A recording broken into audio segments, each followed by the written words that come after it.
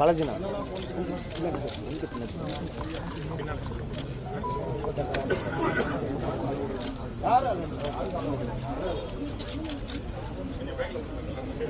ஆமா ஆமா ஆமா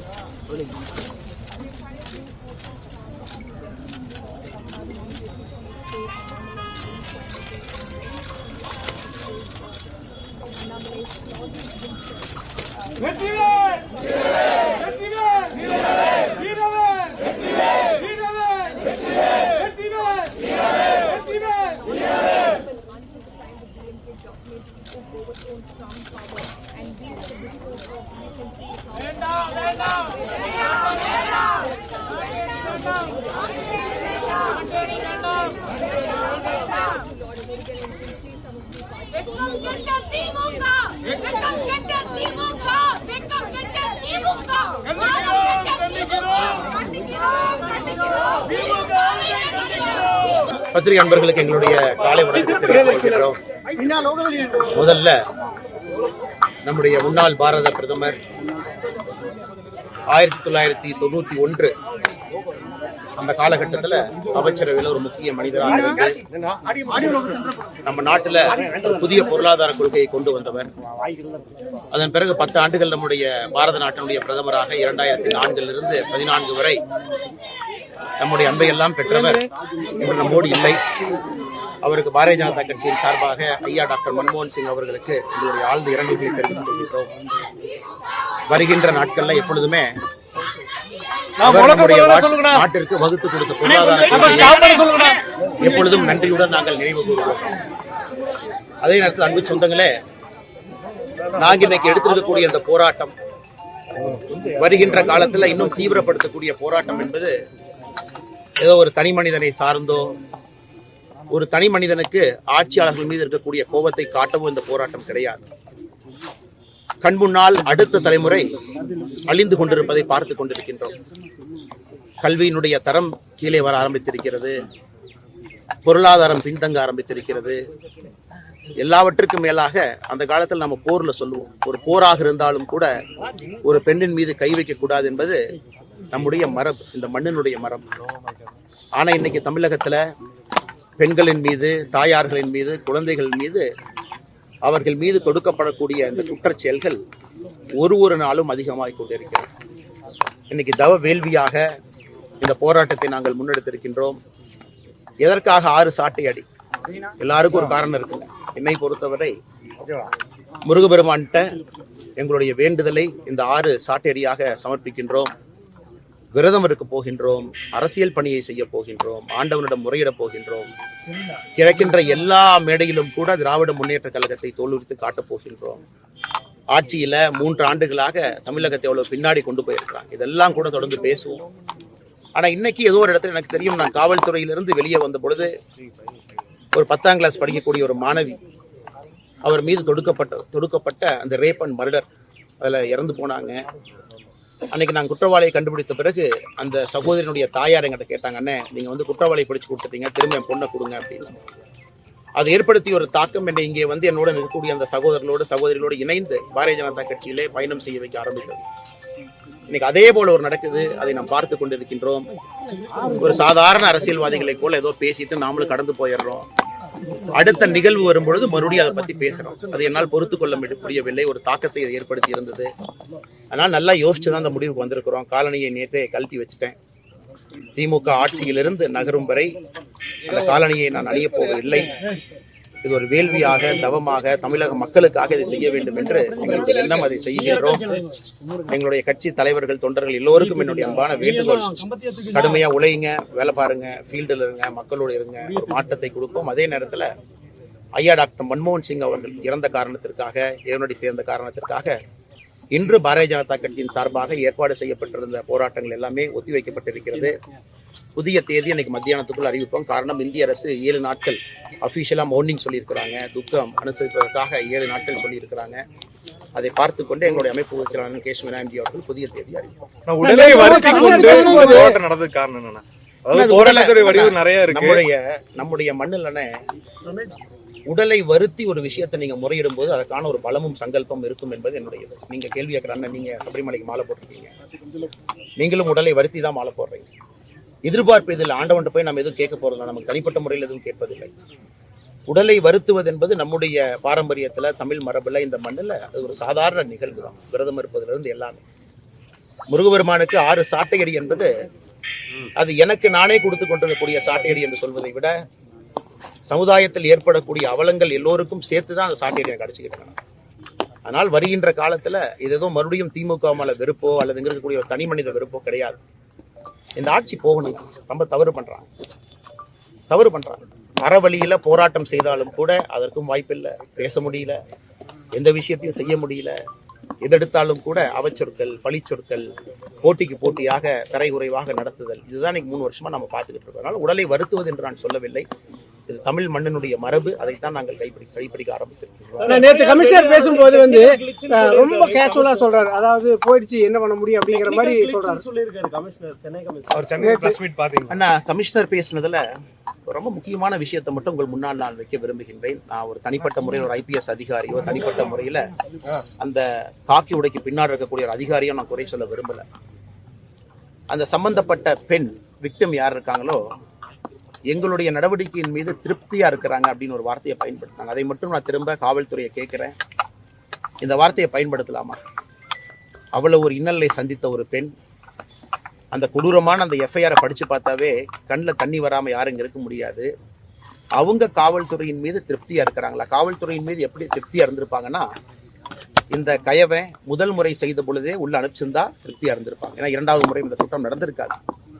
அண்ணா யூனிவர்சிட்டியில எல்லா CCTV கேமராவும் ஃபங்க்ஷனிங்ல இருந்து அவன் உள்ள வராம இருந்தா திருப்தி அடைஞ்சிருப்பான். அதே நேரத்துல தனிப்பட்ட முறையில ஒரு சகோதரி, ஒரு பெண், அவருடைய நண்பரோடு தனிப்பட்ட முறையில அவருக்கான முழு சுதந்திரம் இருக்கு. அந்த சுதந்திரத்தை யாரும் கெடுக்காம இருந்தா திருப்தி அடைஞ்சிருப்பாங்க.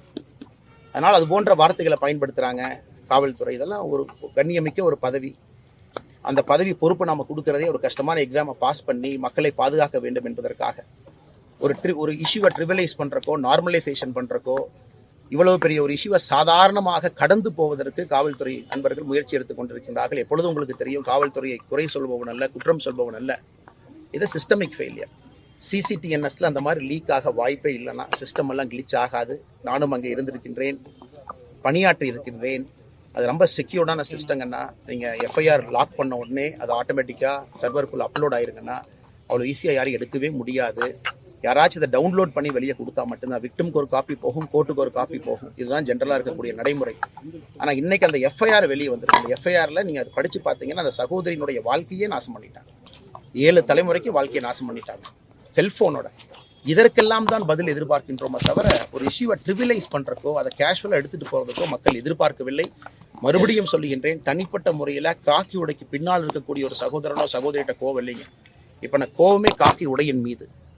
ஒரு சிஸ்டமிக் பிரச்சனையில காக்கி உடை மாட்டி இருக்குது, கைகள் கட்டப்பட்டிருக்கிறது, சுதந்திரம் இல்லை, ஆட்சியாளர்களை பார்த்து நின்று கொண்டிருக்கின்றார்கள், சுதந்திரமாக முடிவெடுக்க முடியல. அதைத்தான் நான் சொல்லுகின்றேனோ தவிர வேறு யாரையும் நான் குற்றம் சுமத்தவில்லை. அதற்கான காலம் வரும், எங்களுக்கும் மக்கள் வாய்ப்பு கொடுப்பார்கள். அன்னைக்கு காவல்துறையை நாங்கள் சீர்படுத்தி காட்டுவோம். நீங்க சாட்டையில அடிச்சுக்கிட்டீங்க. இதே மாதிரி நீங்க தேர்தல் நிக்க போது கூட உங்களோட தொண்டர் ஒருத்தர் கையை அறுத்துக்கிட்டாரு. இந்த மாதிரி தன்னைத்தானே வருத்திக்கிட்டு நீங்க பண்றத நாளைக்கு உங்க தொண்டர்களோட நிர்வாகிகள ஃபாலோ பண்ணாங்கன்னா, சாட்டையில் அடிப்பதுன்னா தமிழ் மரபுல நம்முடைய பாரம்பரியத்துல தினமும் நடப்பதுதான். தாத்தால இருந்து எங்க அப்பால இருந்து எல்லாமே காவடி எடுக்கிறாங்க, பண்றாங்க. அதைத்தான் நான் எடுத்துட்டேன். நாம ஆண்டவனுக்கு ஒரு வேள்வியாக இதை செய்கின்றோம். ஒரு தனி மனிதனை உயர்த்தியோ புகழ்ந்தோ தாழ்த்தியோ நாம செய்யலாம். ஆனால் தனி மனிதனுக்காக யாரும் செய்யாதீங்க. ஆண்டவனுக்காக நாம செய்யறதா நானும் செஞ்சிருக்கிறேன்னா, இன்னைக்கு என்னை வருத்தி கொண்டிருப்பதுன்னு சொல்றதை விட ஆண்டவனுக்கு இதை சமர்ப்பித்திருக்கின்றோம். அந்த அறவழியில போறோம். நாங்களும் தவறுகள் செய்திருக்கலாம், தெரிஞ்சோ தெரியாமலையோ. இந்த சாட்டடியை வந்து எங்களுக்கும் ஒரு பாடமாக இருக்கட்டும், அப்படி எடுத்துக்கங்க. இது நிர்வாகிகள் இதே மாதிரி பண்ணாங்க என்ன பண்ணாங்க? எந்த நிர்வாகிகளும் யாரும் இது செய்ய மாட்டாங்க. இது வந்து ஒரு கட்டுக்கோப்பான தொண்டர்கள் சார்ந்த ஒரு கட்சி. இங்க தனி மனிதனுக்கு புகழாரமோ ஒரு தனி மனிதனை தூக்கி பிடித்தோ பாரதிய ஜனதா கட்சி எப்பொழுதும் வந்ததில்லை, வரப்போவதும் இல்லைங்கண்ணா. அதனால எல்லா தொண்டர்களுக்கும் அன்பான வேண்டுகோள், அறவழியில போராடுங்க, ஆண்டவனோடு உங்களை சமர்ப்பியுங்கள், நல்ல ஒரு வழி கிடைக்கும். அதற்காக தொடர்ந்து களத்தில் இருங்க அப்படிங்கறத தேர்தல் தோல்வியில எனக்கு ரொம்ப பெருமை தாங்கண்ணா. தோல்வி வெற்றியெல்லாம் பெருமைண்ணா. சொந்த காசு, யாருக்கும் ஒரு ரூபா பணம் கொடுக்காமீங்கன்னா, நேர்மையா நின்னேன். சாராய் வித்து வந்த காசுல ஓட்டு பணம் கொடுக்கலீங்கன்னா, கோயில்ல பஞ்சாமிரதம் விற்கிற கமிஷன்ல பணம் கொடுக்கலீங்கன்னா, நேர்மையா விவசாயத்தில் இருந்து வர்ற ஒரு ஆள் நிக்கிறேன். அடுத்த 2026 தோல்வி வந்தாலும் அதை ஏத்துக்கிறேன். அதை பத்தில எங்களுக்கு கவலை இல்லைனா. இந்த வழியில தான் நாங்க போவோம். வெற்றி தோல்வியெல்லாம் இரண்டாவது. அரசியல் இருப்பது அண்ணன் சேகர் பாபு அவர்கள் சொல்வது போல, வேறு தலைவர்கள் சொல்வது போல ஜெயிச்சுட்டு முதலமைச்சர் போற ஜீப்ல சைட்ல கொத்திக்கிட்டு அப்படியே கூட போய் ஏதாச்சும் பஞ்சாமிரத கமிஷன் கிடைக்குமா, அதுக்காக இங்க நாங்க இல்லை. நாங்கள் இங்கே இருப்பது வெற்றி தோல்வியை தாண்டி தமிழ் சமுதாயத்தை சீர்திருத்த வேண்டும், இந்த மண் இழந்த பெருமையை நிற்க வேண்டும் என்பதற்காக. அதனால சேகர் பாபு எனக்கு சொல்றேன், அடுத்த முறை இதே மாதிரி தான் நிற்பேன், பணம் கொடுக்காம தான் நிற்பேன். மறுபடியும் நீங்க சாராய வத்த காசெல்லாம் கொண்டு வாங்க, பணத்தை இறைங்க, 500 கோடி செலவு பண்ணுங்க. கோயம்புத்தூர்ல எவ்வளவு செலவு பண்ணாலும் உங்களுக்கும் தெரியும், எனக்கும் தெரியும். வாங்க பாத்துக்கலாம். மக்களின் மீது மட்டும்தான் நம்பிக்கையோ தவிர வேற யாரின் மீது நம்பிக்கை இல்லை. வந்து ஏற்கனவே இந்த குற்றவாளி இதே மாதிரி சம்பவத்தில் ஈடுபட்டிருக்காங்க, அப்போ சரியான நடவடிக்கை இல்லாதனாலதான் இது மீண்டும் பண்ணிருக்காங்கன்னு ஒரு குற்றச்சாட்டு. நேற்று நான் ரொம்ப தெளிவா அதை பத்தி பேசினாங்கல்லங்கண்ணா. அப்ப நீங்க நடவடிக்கை எடுத்திருந்தா 2வது முறை இது நடந்திருக்காது. மாநில தலைவரா நீங்க வந்து இந்த போராட்டங்கள், அதாவது ஆளும் அரசுக்கு எதிராக வந்து பல்வேறு நடவடிக்கைகள் இறங்குறீங்க. ஆனா அதே சமயம் ஒரு கட்சியுடைய மாநில தலைவராக இருக்கும் போது அது ஒரு வெங்காய பதவி, இந்த அரசியல் வந்து இப்படியே தான் இருக்கு அப்படிங்கிற மாதிரி. என்ன எல்லா பதவியும் வெங்காய பதவி தானா? என்ன காரணம்னா, வெங்காயத்தை உரிக்க ஒண்ணுமே இருக்காது. அடிப்படையில எல்லோரும் தொண்டர்கள் தான். அந்த பதவிக்கு கௌரவங்கிறது நீங்க ஒரு சேரை போட்டு அதுக்கு ஒரு அலங்காரம் பண்ணி அது தேவையில்லை என்று எப்போதும் நான் சொல்றேன். வெங்காய பதவி இன்னைக்கு சொல்ல, எப்போதும் சொல்றதுதான். வெங்காயத்தை உரிக்க உள்ள எதுவுமே இருக்காது. அதான் பதவி. அந்த பதவிக்காக நாம் ஒரு விஷயத்தை தொத்திக்கிட்டு இருக்க முடியாது. எல்லோருக்கும் அதான் சொல்றேன். இன்னைக்கு அமைச்சர் அவங்க பேசுறீங்க, அண்ணன் சொல்றாங்க, அமைச்சர் சொன்னாங்க, அது வெங்காய பதவி. எத்தனை நாளைக்கு அது இருக்க போகுது?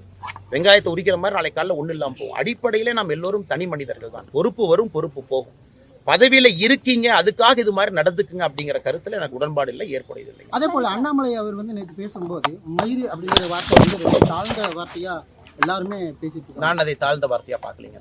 அது ஒரு வழக்க சொல்லாக, வழக்கத்திலே, கோபத்திலே, ஒரு ஆற்றாமையிலே, சமுதாயத்தின் மீது ஒரு மக்களுக்கு இதெல்லாம் நடக்குதுன்னு நீங்க அவங்களுக்கு எடுத்து சொல்லும் பொழுது இதெல்லாம் சாதாரணமாக பயன்படுத்தக்கூடிய வார்த்தைகள். அதுல எந்த தவறையும் நான் பார்க்கவில்லை.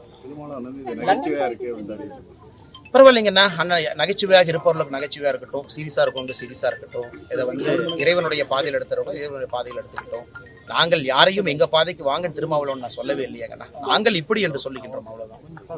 மேடம் சொல்லுங்க மேடம்.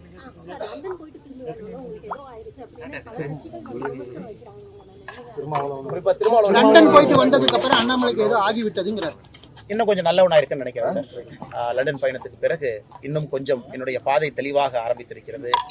என்ன செய்ய வேண்டும் என்கின்ற உறுதித்தன்மை அதிகரித்திருக்கிறது. குறிப்பாக அந்த பிரேக் எடுத்து படிச்சுட்டு வந்த பிறகு ஒரு அரசியலை தூரமாக இருந்து பார்க்கும் பொழுது நிறைய புரிதல் கிடைத்திருக்கிறதா தான் நான் பாக்குறேங்கன்னா, வேற எதுவும் நான் பார்க்கல. ஆன்மீக அரசியலை கையில் எடுத்திருக்கீங்க. ஆனா இது ஆன்மீக அரசியல் அப்படின்லாம் எப்பவுமே நம்மளது ஆன்மீக அரசியல் தாங்கன்னா, நான் இந்த விரதம் இருக்கிற நேரத்துல சர்ச்சுக்கும் போவேன், மாஸ்க்குக்கும் போவேன், நேற்று குருதுவாராக்கும் போனேன்.